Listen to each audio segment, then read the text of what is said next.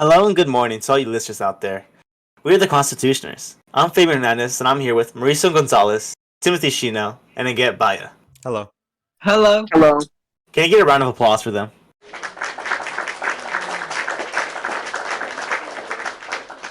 We are all here down at the Alaskan News Corporation to tell you the importance of the Hazelwood School District versus Kohlmeyer case, which the ruling of the case came January 13th, 1988, when the presiding Chief Justice was William Rehnquist. Thank you for inviting me on, Fabian. I'm here to discuss the time period of the Hazelwood School District v. Kohlmeyer Supreme Court case.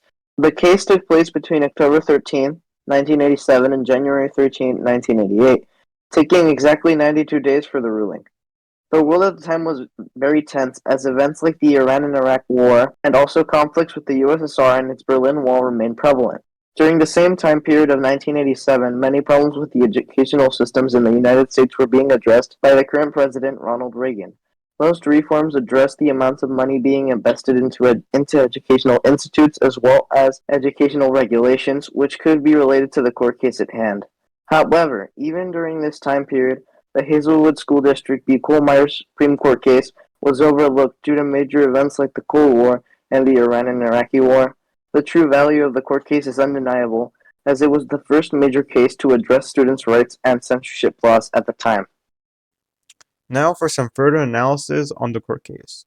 Students in the Journalism 2 class at Hazelwood East High School in St. Louis, Missouri were writing a story about their peers' experiences with teen pregnancy and also the impact of divorce. The story was published in a newspaper that was sponsored and funded by the school. Prior to the publication, the principal deleted the article without the students knowing. When the students had found out, they claimed that the school was violating their First Amendment rights, which was then taken to the U.S. District Court for the Eastern District of Missouri in St. Louis. The court had ruled that the school had the authority to remove the article that was written as part of a class. The students for a journalism class could not accept this ruling, however. Because of the result of the case, students were compelled to appeal to the U.S. Court of Appeals, where the ruling had been overturned.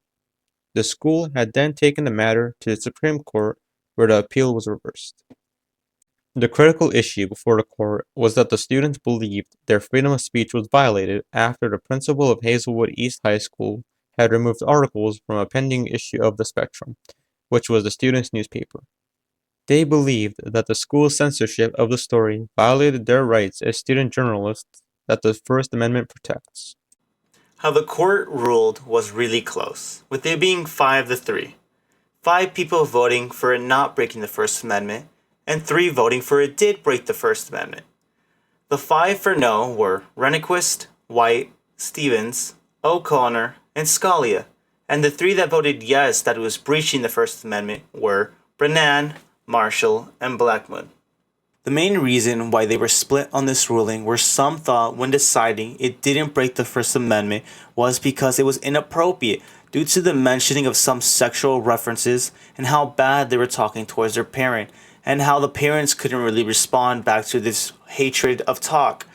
Then there were those who said it was breaking the First Amendment due to it holding back their freedom of speech. This was because it was not disrupting classwork nor invading another student's rights, and they made sure to censor anything close tailored on purpose.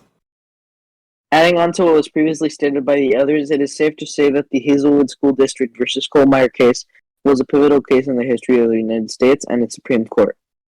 As mentioned before, the case was first addressed on October 13, 1987 and ended on January 13, 1988. When it was addressed that the defendant, the school district, was not guilty of offending the First Amendment right of any of its students, specifically Kathy Kohlmeyer, the prosecutor.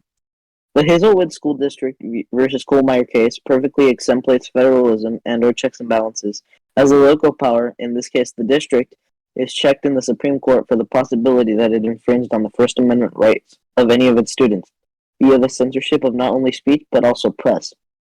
It was finally ruled that the district did not in fact infringe the rights of any of its students, and explained that since the school paper was subject of the district had rights to its content, and therefore what is censored or published. Thank you, Mauricio. Now let's delve into the legacy of the court case. The ruling of the court case still affects all levels of school in America today. However, there were some restrictions that were placed on the case. The court found that the ruling does not apply to items that are not school-sponsored, and the court may have ruled in favor of the high school students if the newspaper was not school-funded. The case went on to impact the Hosty versus Carter case.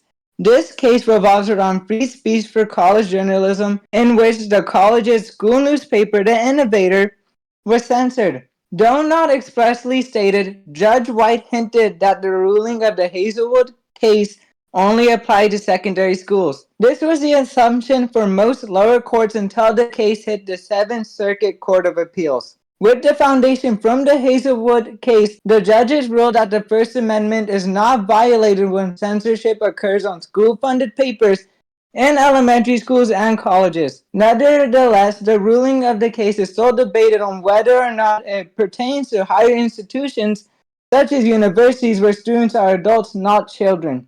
Overall, the court case was a crucial part of the history of America, especially with regard to censorship. Thank you for tuning in today's podcast. Please make sure to check out our merch and use the promo code CONSTITUTION, all caps, in our website, keepyourrights.com, for a discount on your Founding Father plushies. And remember to tune in next week for our special on the Articles of Confederation.